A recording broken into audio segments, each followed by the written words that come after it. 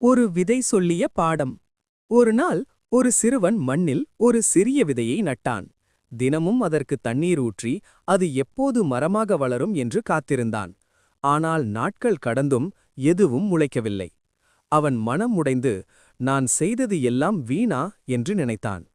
கோபத்தில் அந்த இடத்தை தோண்டி பார்த்தான். விதை அங்கேயே இருந்தது. ஆனால் அது முளைக்காமல் உள்ளே வேர்களை வளர்த்து கொண்டிருந்தது. அப்போது அவன் தந்தை சொன்னார், வெளியில் எதுவும் தெரியவில்லை என்பதற்காக வளர்ச்சி இல்லை என்று அர்த்தமில்லை. சில வளர்ச்சிகள் உள்ளுக்குள் நடக்கிறது. அதுதான் ஒரு நாள் பெரிய மரமாக மாறும். அந்த நாள் அந்த சிறுவன் புரிந்து கொண்டான். நம்ம வாழ்க்கையிலும் சில நேரங்களில் உடனே வெற்றி கிடைக்காது. ஆனால் நம்ம முயற்சி வீணாகாது. அது உள்ளுக்குள் நம்மை வலிமையாக்கிக் கொண்டே இருக்கும்.